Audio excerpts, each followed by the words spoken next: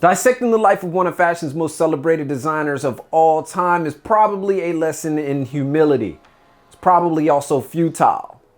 And you're probably not going to get the whole story in one sitting, but we're going to do it anyway. I'm your boy Yohji Casual from thecasual.co, and today we ask, who the hell is Yohji Yamamoto? Let's get it.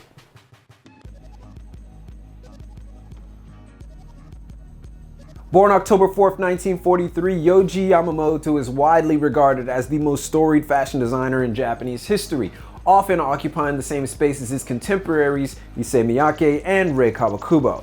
Hailing from Tokyo, Yohji grew up in post-war Japan. Having suffered the loss of his father at an early age, Yohji grew up resenting war and the family it tore apart. Yet it was at this time that Yohji took an interest in helping his mother, which became the foundation for his entry into fashion. His mother, a seamstress running a shop in Shinjuku's Kabukicho corridor, was in need of assistance, and Yohji was happy to oblige. In fact, in rare interviews with Yamamoto, he admits gruffly, "I just wanted to do nothing. I just wanted to help my mother." The early struggles of Yohji would thus become the catalyst for his demeanor and his radical approach to design. At a time when Japan was experiencing unprecedented westernization and the female became entirely too feminized for Yamamoto's liking.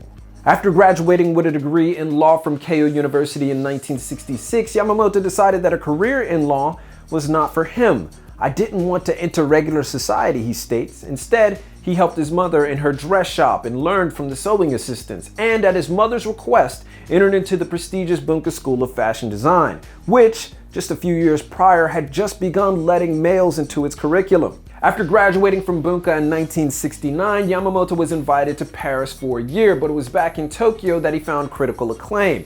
Adding an exceptional avant-garde spirit to his collections, Yamamoto's initial idea was to put women in men's style clothes. Thus, in 1977, he designed coats for women that completely covered and wrapped them, as he says, to protect them, either from the cold or men's prying eyes. Yamamoto primarily designs in black, a color he admits is lazy yet mysterious, but ultimately it says, "I don't mess with you, you don't mess with me." But it was Yohji's proficiency in drape and silhouette that garnered him the title of being arguably the greatest fashion designer of our generation.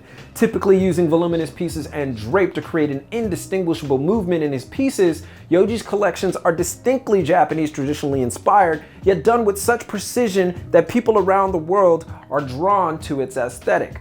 This admiration eventually turned into success and eventual sales. In 1981, Yohji returned to Paris, and in 1982, he presented his first collection of ready-to-wear women's and men's, named after his initials, Y's. It was not well received at first by the Parisian elite, but others saw the historical significance of a collection filled with torn clothes reminiscent of refugee rags. This small but influential contingent of the Parisian fashion elite thus dubbed the movement Hiroshima chic, of which Rei Kawakubo, Yohji's contemporary, was also a part of. But this first collection showed a window into Yohji's personal history, his distaste for war, and his resentment towards an establishment that failed him as a younger man. Yet this anger, this fervor, this creative energy that emanated from Yohji Yamamoto helped him succeed in changing fashion forever, and better yet, expanding it. Thus, in 1984, we saw the Yohji Yamamoto namesake collection for men's unveiled. 85, Aoyama Superposition, his boutique, opened in Japan. 86 in London. 87 in New York. And during this time, the Yohji Yamamoto Inc. was established. And by 2007, Yohji's collections were seen globally, racking in $100 million a year. The company hit a bit of a snag in 2009 due to poor decisions by managers that led the company into debt for about $65 million. Yet, after restructuring, the company was out of debt by 2010. Yohji has worked with countless contemporaries in fashion and entertainment, has won countless awards for his skills, and his works continue to draw eyes from around the world. His labels include his namesake brand, Yohji Yamamoto, Y, Psy, Pour Homme, Regulation, Y3, a collaborative effort with Adidas, and his most current street fashion offerings in Ground Y, among others. He's worked with artists from Tina Turner to Sir Elton John to A$AP Rocky, and he is venerated here in his home of Japan as a living legend.